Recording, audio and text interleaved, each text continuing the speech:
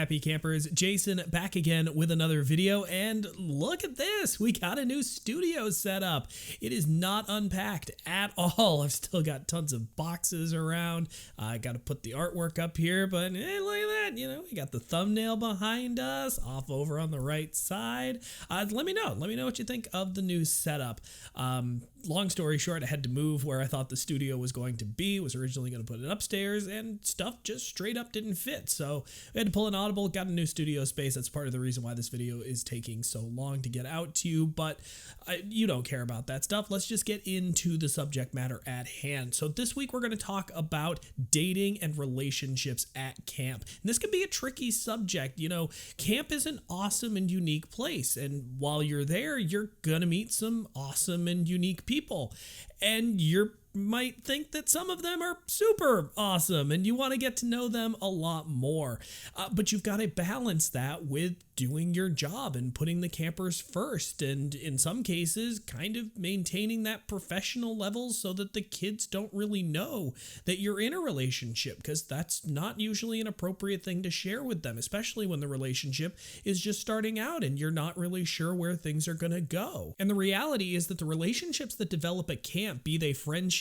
or the romantic kind, can be pretty intense. You're with each other for a lot of the day, and you see each other in a lot of situations that you might not normally see your friends in at home. You have this common bond with this very unique and very intense situation that is being a counselor at camp, and nothing will ever take that away from you guys. You'll always share that common experience. But it's because of that intensity that it's not uncommon for friendships and romantic relationships at camp to run their course very, very quickly. We used to joke at the camp that I worked at that a summer working at camp was like 2 years of dating in the real world.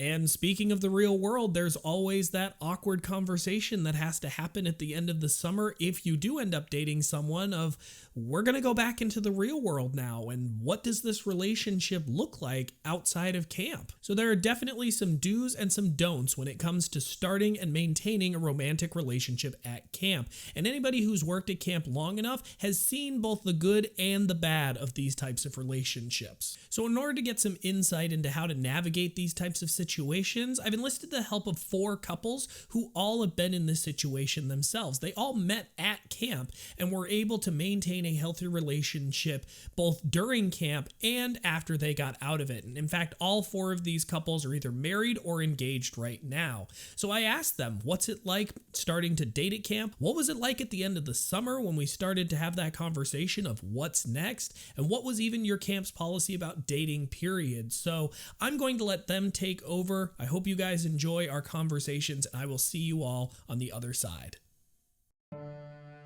So my name's Lisa Thatcher. I am currently the camp owner and director of Neathope Summer Camp for Boys in Casco, Maine. My name is Tom Thatcher. I am also the owner and director of Camp Neathope Summer Camp for Boys in Maine. Mark Davis. I am from the Northern Virginia area. And my name is Caroline Bennett Davis. I'm originally from Cardiff in the UK, and now I live in Virginia, and we are married after meeting at summer camp. Yeah, I'm Chris. We are the Sovas. This is Sarah.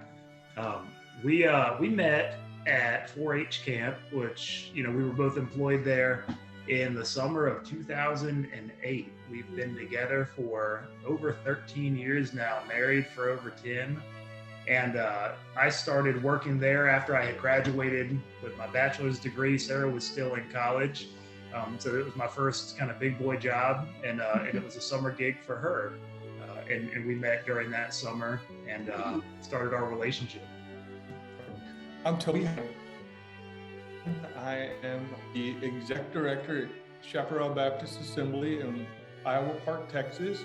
I'm originally from Conroe, Texas, just north of Houston. And I met my wife, Amy, here at camp. We've been happily married for 24 years next Monday.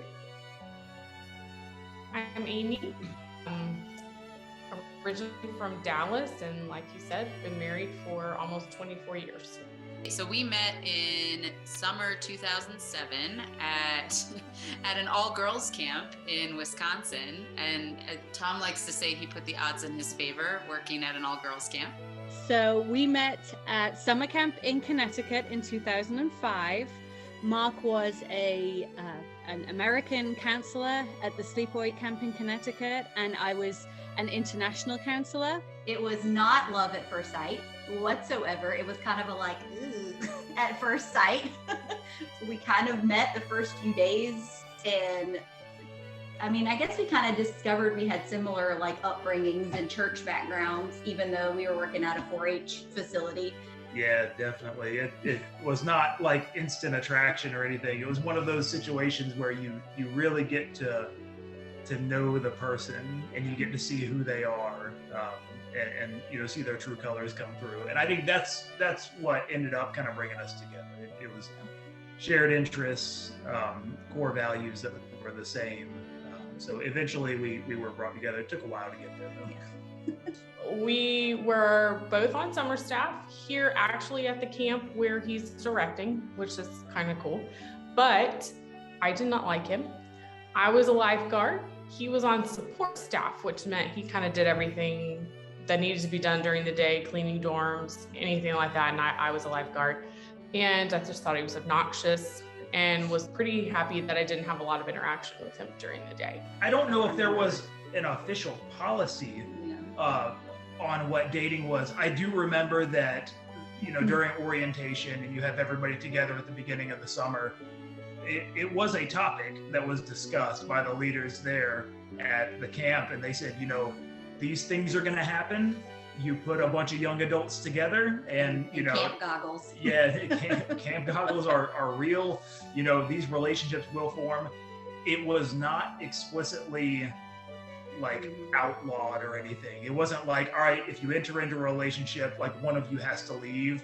But it was not encouraged. I don't think. You know, it was definitely one of those like, look, you're young, you're gonna have fun, but realize that it gets really complicated really quickly when these relationships form. Camp training, we always talk about, you know, sometimes you're going to meet people that you don't like, and you have to just get on with it because we're all there for the same reason. Sometimes you're going to meet people who may be your new best friend, and again, you're going to still be there for the interests of the campers and making sure they're safe and having a good time. And sometimes you'll meet the love of your life, and again, you have to just be there for all the right reasons of the campers having a great, fun, safe, happy experience.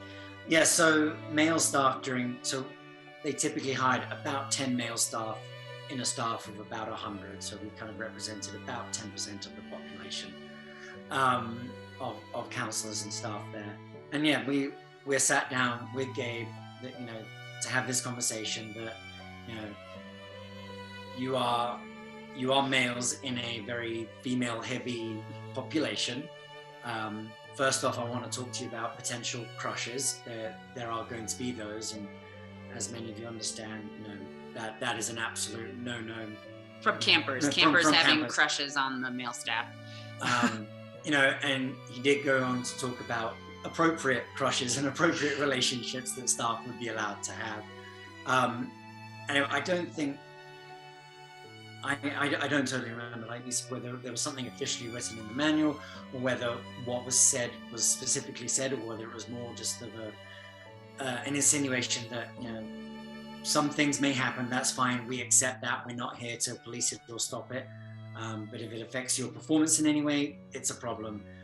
If campers know and it becomes a super big distraction for them, then it's a problem. So, you know, your personal life is your personal life. We'd like you to keep it that way. No dating. Let me repeat, no dating. And we actually, we did pretty well. I won't say we were perfect in that. We definitely probably bent the rules a bit, but we didn't really sneak off by ourselves too much. We just kind of took the time to talk a lot. We got up early and got into the kitchen at 5:30 in the morning so that we could just hang out with each other and be of extra service in the kitchen. But we really tried to honor the no dating policy. And we went on our first date, actual official date, the day after summer camp ended. I think we had one that I should have known. We should have both known. We were both on leadership team. But I feel like usually we were separated anyway, with the boys and the girls being on different parts of the campus. We didn't really have a chance to... Now, the directors of the camp were married, and so they, I believe, had gotten to know each other at summer camp as well, and they knew that we liked each other. They never made any comments about, don't be doing this, don't be doing that, but I think that we were very professional. We didn't, there was no kind of flirting or trying to hold hands or anything crazy like that during our times together. It was more of a like, don't make it obvious. Like, you know, do your jobs, don't act a fool. Like, don't make it obvious, and make sure that you're taking care of the kids more than you're giving each other attention, kind of thing. Once everybody kind of figured out we liked each other, it was kind of a like, okay, but remember, you have a job to do. We went on a few walks, a few things like that, but we tried to stay in the hallway, play games, just still hang out with our fellow staff members as much as possible and not isolate ourselves. I think my advice to anybody who is perhaps in a relationship during summer camp or is kind of exploring a relationship is to 100% at the end of the day remember that you are there for the campers. I think that at the end of the day, some of the campers were surprised and also excited at the end of the summer when we kind of got beyond camp and we had those more kind of long-lasting friendships or relationships with the campers. They were excited for us, and some of them were just surprised because they never knew. But at the end of the day, everything that we still did was about the campers when we were with those campers. And then just for ourselves is just learning that long distance relationships can work and they can be fantastic, and it can definitely be challenging. And as the person who is the furthest from their family, it's really hard, but it's also really amazing. And now I have this wonderful life with a wonderful husband and 2 wonderful children and a loud barky dog and a job in summer camps that I still love. Can you work with an ex? Because that's what could happen. I know, don't get me wrong, I'm not sitting here saying like I hope you guys break up, but it could happen. I've seen it happen. And if you can't answer that question honestly and say, yes, I can work with my ex, then working at camp with your boyfriend, girlfriend, significant other, partner is not a great idea. Be open, be really open. And I mean, don't go off by yourself. Don't, honor the camp. Your job was first. And so I would say work really hard. And for your employers, for your own integrity, and then let that relationship develop much more naturally. We found lots of ways to work together. So we either got up early and were in the kitchen as extra help, or we asked for construction projects, or we asked to go mow the grass, or we asked to go do something that maybe we could do together. So our bosses knew that we were interested in each other and talking to each other a little more seriously than just being friends. But we tried to keep that out in the open as much as possible. We don't need to let the kids know that we're having these relationships. Focusing on the kids, again, I used to always think when I was early on in my career of, oh, the kids are going to be so interested in talking about me, but really, I can build them up so much better and be able to build those relationships and help them be more successful when I focus on them and I'm asking them their questions and what are they interested in, and encouraging them to form positive, healthy relationships with other kids. I know oftentimes when I talk to my staff, which is when you see that odd kid out, some staff think it's their job to become their friend. And it's not our job to be friends with these kids. We want these kids to make friends with people who are not paid to be with them. The camp is not the place to go in and, and pull a Barney Stinson and try and be with everybody. Unless you're honest about it. And as long as your partners are okay with that and your directors are okay with that, and it's not causing drama, I think that's the biggest thing, is that camp needs to be as low drama as possible, because you have camper drama to deal with. Like, that's your focus, is dealing with the camper drama. And if you're dealing with your own personal drama at the same time, then you can't be helping your campers get through their own personal dramas. I do think probably one of the most important things is always imagine that there's a camper with you, because if you do anything, I guarantee you that rumors get started and people will find out. And when relationships go to the next level and campers find out about those things, campers have parents and they're not afraid to tell their mom and dad either. So I would just say, imagine there's a camper in the room, and to honor that relationship, because you are a role model for the campers.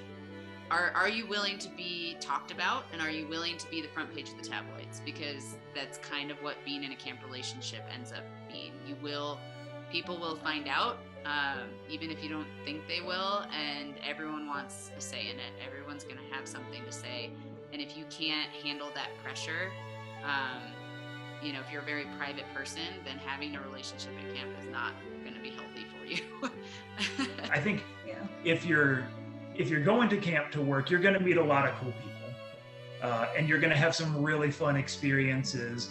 And I think it's really important to maintain that perspective of, you're there to do a job, you're there to keep kids safe and to make sure they have a good time.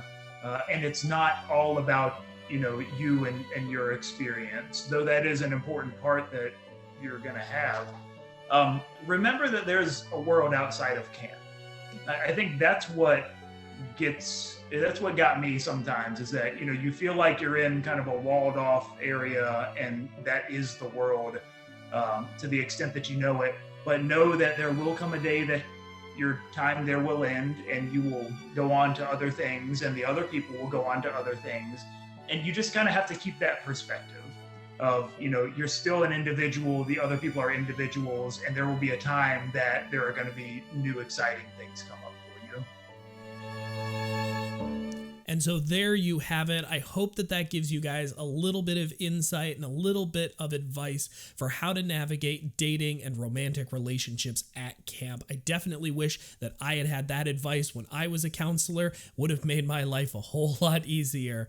All right, friends, that's going to do it for this week. Thank you very much for watching. I will see you all next time. All right, campers, lights out.